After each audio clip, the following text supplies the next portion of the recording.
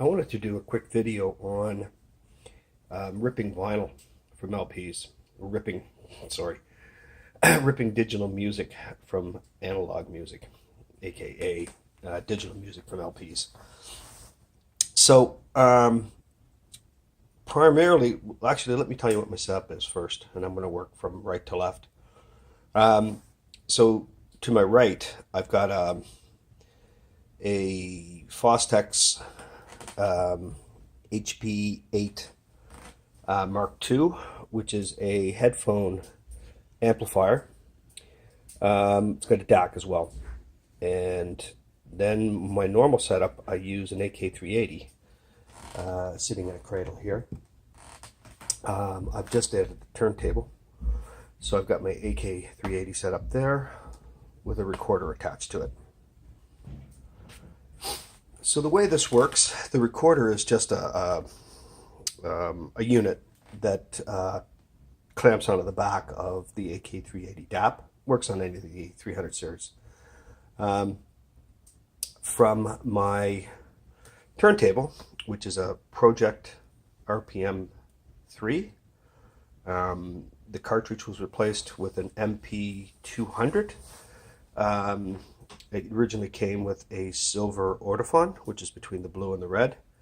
Red and the blue cartridges, I gather, are the same. The stylus, though, is different, whereas the silver is a slightly different construction altogether. It has different number of windings and so on. So, now, the way this, actually, before I move on, preamp is a Manny, a shit Manny, okay, which I like. The album, which is David Bowie's Scary Monsters, was 1982, I believe. So far today, I've ripped two of my albums, one from 82 and the other from 73, I think it was. So definitely the 73 album was an analog recording, because they wouldn't have had digital to make a master from. David Bowie's, 90% it would be analog. It possibly could be digital to analog, but highly unlikely. So the way it works is the Manny is feeding its RCA outputs into this right there. I then have an output here, which is going into my headphone amplifier so that I can monitor it and listen to what I'm recording, if it's skipping, if there's too much static, whatever the case might be. I just finished recording all the tracks on this side, and it is going to, well, it's connected to Grace Note, so it is splitting the tracks, putting all the information with them. So I'm going to pause while it does that, then I'll come back, and then when I flip the album, I'll show you how you start the recording with this and the settings you can have. Oh, there it is. And the settings that you can have when you do it. So I'm just going to tell it to go ahead and split the recording into those sections, and away it goes. I'll be back. All right, so we have finished splitting the recordings, and we'll go folders.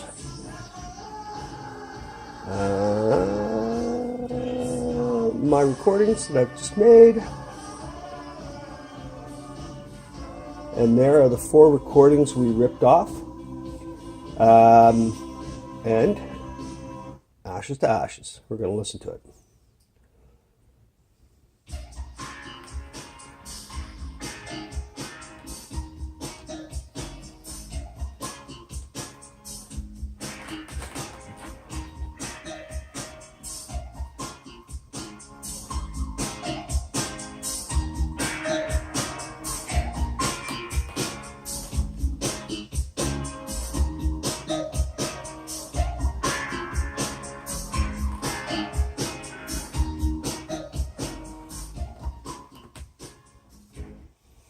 All right, sounded pretty good, right? Hardly any pops. Nice recording too. So those are the 4 tracks off of the A side of the vinyl, and now I'm going to rip the B side of the vinyl. And I'll just show you how I go about that, because it just occurred to me to, I was already doing this when it occurred to me I probably should post a video, because I was struggling with what I had to do it as well. All right, so MP380 is strapped to its recording device behind it. It's mounted on this tripod because it generates a lot of heat when you're doing this. Don't know why, but it does. So when you have it flat on a surface sitting on a table, it heats up a lot more. On the stand, you get more circulation around it. Things work out a little better. So recorder strapped on, so we have a record function, our REC function. We'll click on it. We're going to bring up the recording features. So here are our recording features. It's already set up for my vinyl rips because they're analog recorded, or at least I believe they are. I'm set to record in DSD 5.6 megahertz, and if I want it 24, there's 24. You know, it really doesn't matter. I can set it up for 24, well, not 32 apparently, but 24, you know, 192, 44, whichever.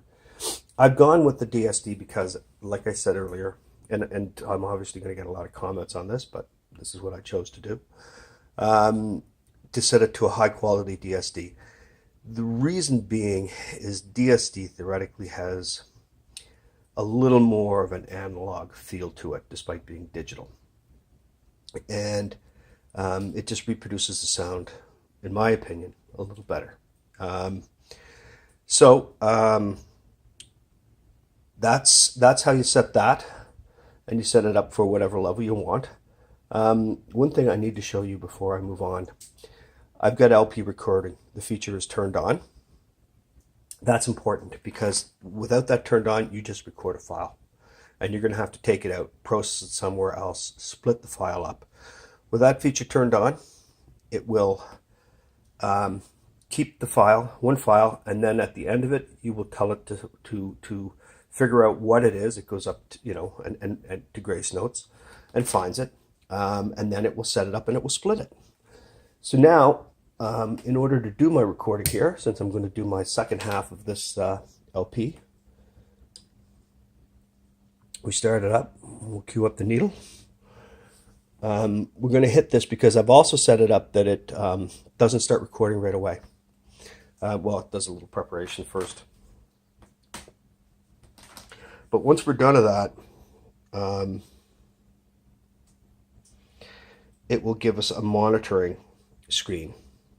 And when we're in the monitoring mode, we can see what our recording levels are going to be, and we can tweak them if we want to, or whatever it might be. So now we're monitoring. We're ready to record.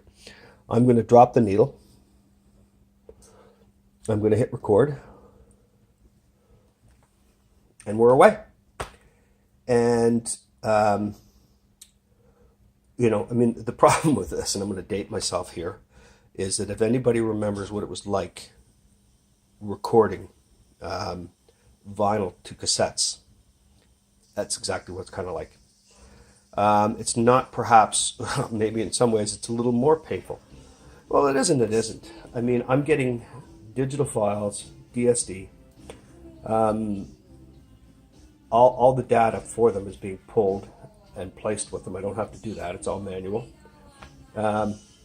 Anyway, it's pretty slick. It's going to allow me to have all my vinyl in multiple locations, from my car to my house in the city to here. If I don't want to pull out a piece of vinyl and play it on the turntable, I can just link into this with my phone and tell it to play whatever I want. So it's I think it's a pretty slick setup. And you know, I can't say enough about the MP200 needle, cartridge and stylus. I'll have some comments about calling it a needle. But, you know, everything's slick. Everything seems to work pretty well. And it produces fantastic recordings.